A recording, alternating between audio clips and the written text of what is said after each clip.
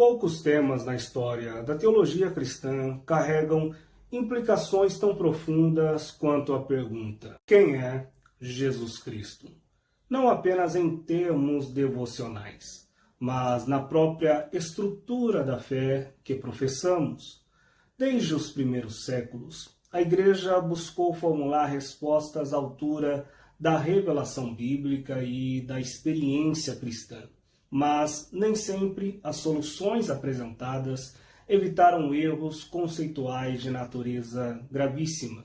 Hoje vamos revisitar uma doutrina pouco conhecida e até mesmo silenciada nos círculos acadêmicos e eclesiásticos do Ocidente: o miaficismo, uma visão cristológica que se desenvolveu como resposta à crise deixada pelo Concílio de Calcedônia e que, diferentemente de muitos equívocos, não é um sinônimo de heresia ou monofisismo, mas uma formulação profunda e coerente com as Escrituras e com a revelação da encarnação do Verbo.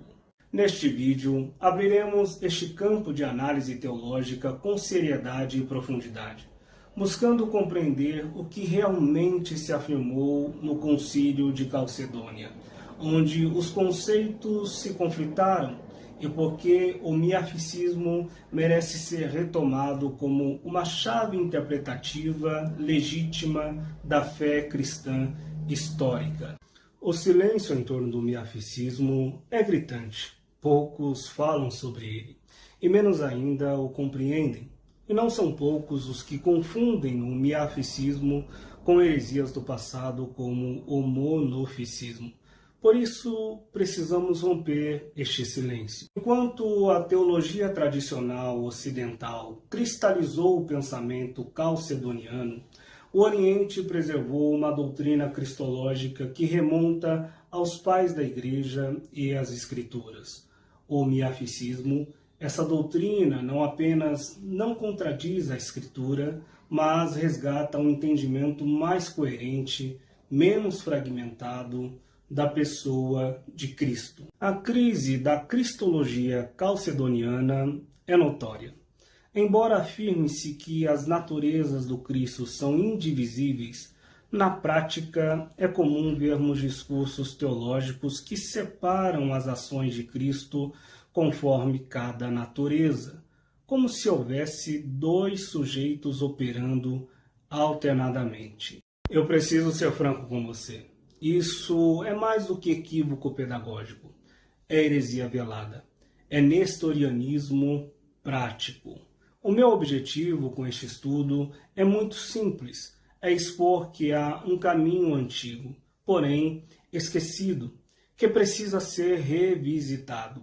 Um caminho que vê em Cristo um só sujeito, uma só natureza composta, onde a humanidade e a divindade coexistem não como elementos que se alternam, mas como dimensões da mesma pessoa. O termo miaficismo vem da expressão grega miaphisistou theou logos sersakomeni, e significa uma só natureza do Verbo de Deus encarnado. Trata-se de uma afirmação profunda, mas frequentemente mal compreendida.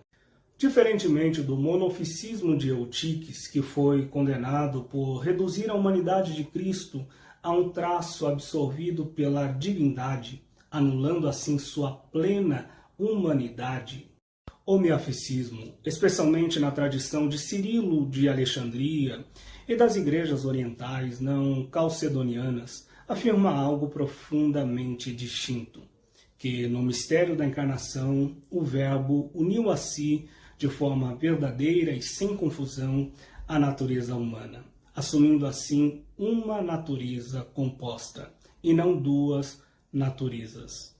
Com isso, se pretendia afirmar que essa união não gerou uma fusão indistinta, nem tampouco manteve duas naturezas separadas atuando paralelamente. O que se afirma é que, após a encarnação, há em Cristo uma só natureza encarnada do Verbo. Essa natureza é composta, indivisível, inseparável e nela a divindade e a humanidade coexistem plenamente. Não há alternância funcional, não há confusão, não há divisão. A unidade perfeita em uma só realidade viva, o Deus homem. No Evangelho de João, capítulo 1, verso 14, afirma que o Verbo se fez carne. Não diz que assumiu a carne como quem veste uma veste temporária. Ele se fez carne, e isto é fundamental.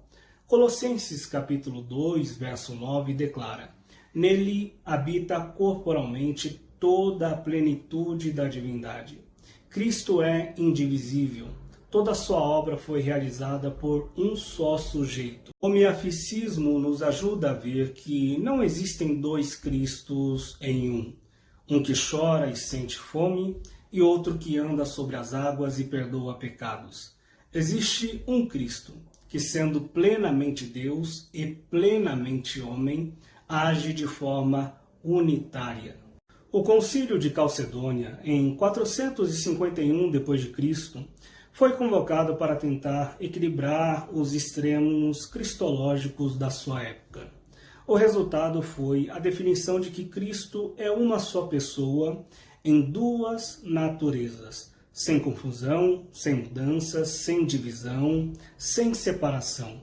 Contudo, essa definição criou um paradoxo doutrinário. Ao contrário do que se diz na teoria, na prática, Calcedônia acabou por permitir um dualismo funcional. Pregadores e teólogos passaram a associar certas atitudes de Cristo à sua humanidade e outras à sua divindade, como se houvesse dois agentes operando alternadamente.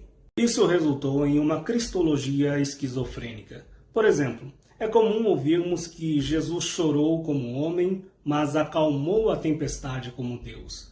Ora, quem chorou?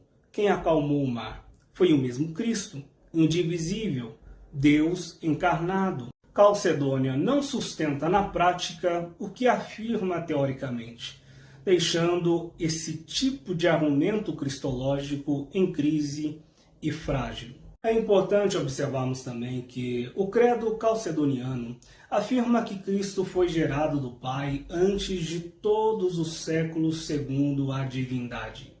Essa expressão profundamente equivocada afirma que o Verbo foi gerado eternamente, mas ao mesmo tempo querem evitar dizer que foi criado. O resultado é uma linguagem contraditória, que fere a doutrina da autoexistência do Verbo. O Verbo não foi gerado. Ele é Deus, ele é eterno. Ele não tem origem. Afirmações como essa tentam escapar do rótulo de heresia, dizendo que essa geração não implica criação, mas também não explicam como pode haver geração sem origem. O mais grave é que essa linguagem é assimétrica. Ninguém diz que o Pai foi gerado antes do século. Ninguém diz que o Espírito Santo foi gerado. Por que então se permitiria dizer isso acerca do Verbo? Se ser gerado não implica em criação, então o Pai poderia ter sido gerado também. Mas isso não se diz. Hebreus capítulo 1, versos 5 ao 6 nos esclarece: Tu és meu filho, eu hoje te gerei. É um ato histórico, não eterno. O Filho se torna filho na encarnação. Lucas, capítulo 1, verso 35, nos diz: Um ente santo que de ti há de nascer será chamado Filho de Deus. Antes disso, o Verbo era Deus, com Deus, mas não era filho no sentido encarnado. A geração é histórica, não é ontológica. Dizer que o Verbo foi gerado antes dos séculos é inserir hierarquia e origem onde não há. O miaficismo não é apenas uma doutrina mais fiel ao texto bíblico, mas é também uma cristologia que transforma. Quando entendemos que o Cristo que morreu na cruz é o mesmo que criou o universo, nossa adoração muda. Quando compreendemos que o sangue derramado é chamado de sangue de Deus, em Atos 20 e 28, reconhecemos a profundidade da encarnação. A doutrina do miaficismo protege a nossa fé da fragmentação moderna. Ela nos lembra que o Cristo é indivisível, que Deus se fez carne e habitou entre nós, que na cruz não foi apenas um homem que morreu, mas o Deus encarnado. Essa é a doutrina que precisa ser redescoberta. Essa é a teologia que precisamos proclamar novamente. Essa é a cristologia que devolve a glória ao Cristo uno e verdadeiro. Se você gostou deste estudo, curta, compartilhe, se inscreva no canal e não esqueça de ativar as notificações. Deus te abençoe.